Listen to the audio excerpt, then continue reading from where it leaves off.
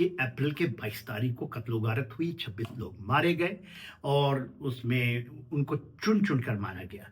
उसमें 25 जो थे 25 के वो तो भारतीय थे, एक नेपाल का था, एक वहाँ के घोड़े वाला जो रिटेलिएट करता है कश्मीरी, उसको भी उन्होंने मार दिया था। 22 अप्रैल के शाम को जो होम मिनिस्टर हैं वो पहुंच जाते हैं पहलगाम और उस समय सिक्योरिटी मीटिंग होती है और बहुत सख्त आदेश होता है और एक मत बनता है कि किसी भी हालत में ये जो टेररिस्ट हैं वो पाकिस्तान नहीं निकलने चाहिए, क्योंकि ये तो जग जाहिर था कि ये पाकिस्तानी हैं, उन्होंने ये कत्लो-गारत की है, तो वो नहीं जा सकते, ये आदेश हुआ। और उसके बाद सिक्योरिटी फोर्सेस की जद्दोजहद गई और इसमें बहुत सारे किरदार है। 15 कोर का ये रिस्पॉन्सिबिलिटी श्रीनगर के इलाके का है, तो उनका है, तो उनका है। 24 आरआर है, 4 पैरा स्पेशल फोर्सेस का है, एनआईए है, आईबी है, सीआरपीएफ है, जम्मू कश्मीर पुलिस है, एनटीआरओ है, एफएसएल चंडीगढ़ में जो लैब है उनका है। इसके अलावा बहुत सारे लोग जिनका शायद मैं नाम ले लिया हूँ। अभी ये आदेश मिलने के बाद सारे एक्शन में आ जाते हैं और उनको एक पहली सफलता जो मिलती है 22 में, एक महीना बाद एक इंटेलिजेंस रिपोर्ट आता है और वो कंफर्म होता है, थोड़ा सा वो कहीं इंटरसेप्ट भी होते हैं और वो आईबी से आता है कि इस इलाके में जो हमने खास कर दिस्काम फॉरेस्ट, तो दिचिकाम फॉरेस्ट के आसपास में हलचल है, उनका बेस है, ऐसी खबरें आती है। इसके पहले तो वहाँ पे एनकाउंटर्स हुए ही हैं, तो पूरा का पूरा। और Tral is the hub of Tral, 8 kilometre इस इलाके से पड़ता है, तो ये 2 जगह।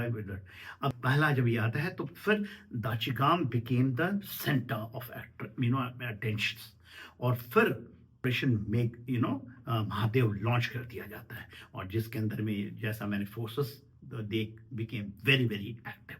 फिर एक महीने बाद 22 जून को एनआईए को, जो मैं बता रहा था, उन्होंने और हजारों की संख्या में उन्होंने अपना इन्वेस्टिगेशन किया और वो सेम वैसरन घाटी के ही 2 परवेज और बसीर लोकल्स वो पकड़े जाते हैं उनकी कस्टडी में और वो बताते हैं कि एक दिन पहले 21 अप्रैल को 3 आतंकवादी आए थे। 3 वो कंफर्म करते हैं, 3 आतंकवादी वो पहचान सकते हैं। उन्होंने उनके घर पे खाना खाया था, उनको पैसा मुहैया दिया इन्होंने किया था और बहुत सारा रशद और कुछ मिर्च, कुछ नमक और कुछ मसाले लेकर के वो निकल गए।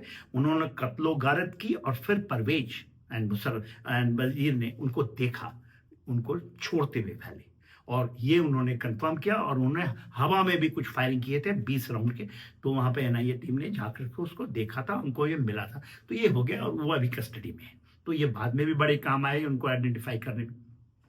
फिर देखिए 22 जून को ये कामयाबी मिलती है। फिर जून और पूरा 11 जुलाई, इस बीच में जद्दोजहद लगाना, नाकाब, सिग्नल इंटेलिजेंस कैरी करना, सब चीजें चल रही थी, मगर ब्रेक थ्रू कहीं भी नहीं था।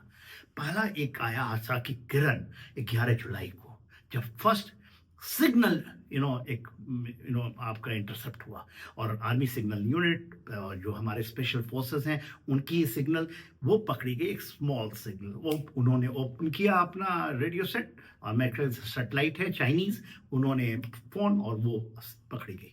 फिर बहुत सारी चीजें, इस इलाके को पूरा कॉर्डन कर दिया। कॉर्डन एंड सर्च ऑपरेशंस होता है एंड देन स्ट्राइक।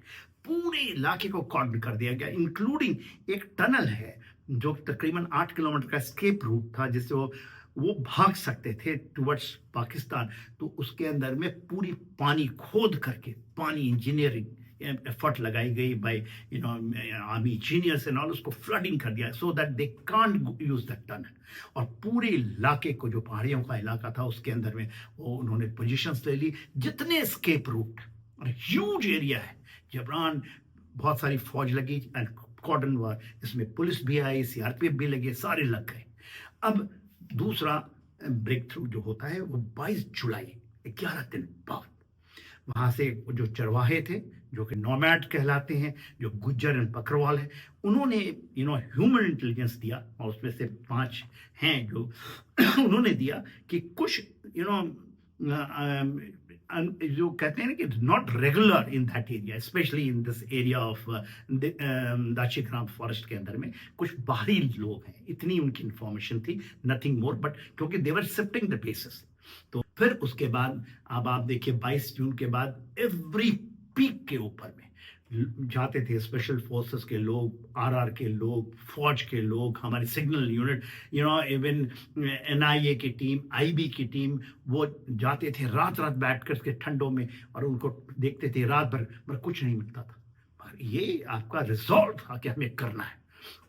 फिर ब्रेक थ्रू कब हुआ, और इसी समय 4 पैरा कमांडर्स को ये दे दिया गया कि तकरीबन आइडेंटिफाई हो गए ये जन, क्योंकि आप ट्रैंगुलेट करते हैं तो 3.5 किलोमीटर का इलाका को एक रफ फिगर होता है, उसके ट्रैंगुलेशन करके आप बनाते हैं, क्योंकि आप उसको एग्जैक्ट पिन पॉइंट नहीं पकड़ पाते हैं।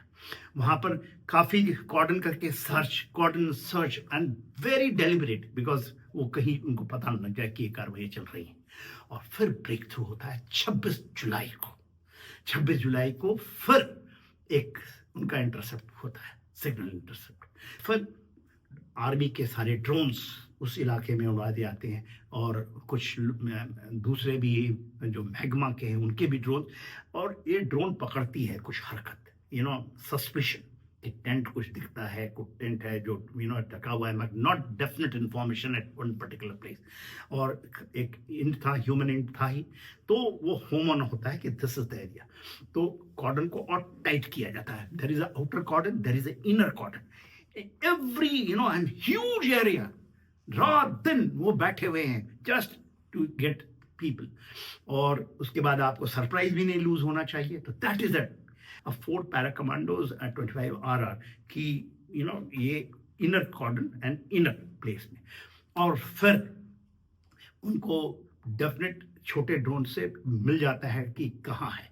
और देखिए ये जो 28 तारीख के मॉर्निंग 3 बजे ऑपरेशन शुरू होता है, पूरा सस्पिशन कंफर्मेशन इज देयर। फिर एक छोटा सा पाम ड्रोन, और ये जो टीम है 1 मेजर और मेरे ख्याल से 12 क्रैक कमांडोज, वो होमन करते हैं टारगेट के ऊपर में, and then they fire, kill one by one including that major. Plus ये जो गन फाइट चलती है 3 घंटे की चलती है everywhere, but not a single casualty of the armed forces and all 3 dead. उसके बाद उनके डेड बॉडी को लेकर के, उनके हथियारों को लेकर के सारे चाइनीज प्रूफ श्रीनगर जाते हैं। श्रीनगर में जो 2 पकड़े गए थे, जो उन्होंने देखा था इनको, तो परवेज और बसीर, जो 22 मई को जो जून को काम है एनआई को, उनको लाया जाता है।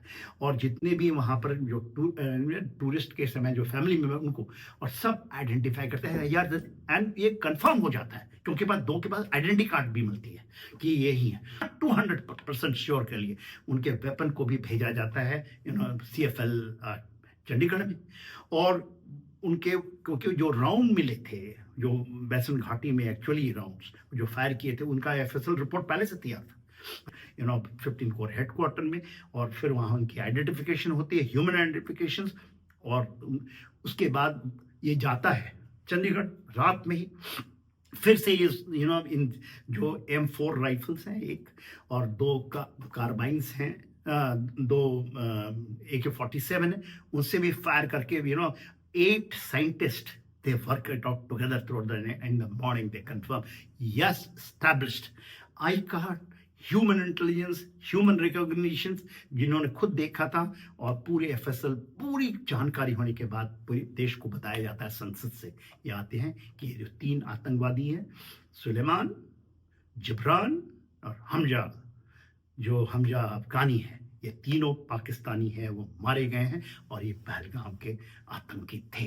बहुत बड़ी मात्रा में चीजें वहां से मिलती है, और उसमें पूरा सिग्नेचर है, Lara long range communication set, 3 mobile phones, इसके अलावा सोलर चार्जर, टेंट लगा करके बारिश से बचने के लिए, और खाने पीने की रसद, चॉकलेट, सब सारे पाकिस्तानी, 2 के पास आइडेंटिटी कार्ड।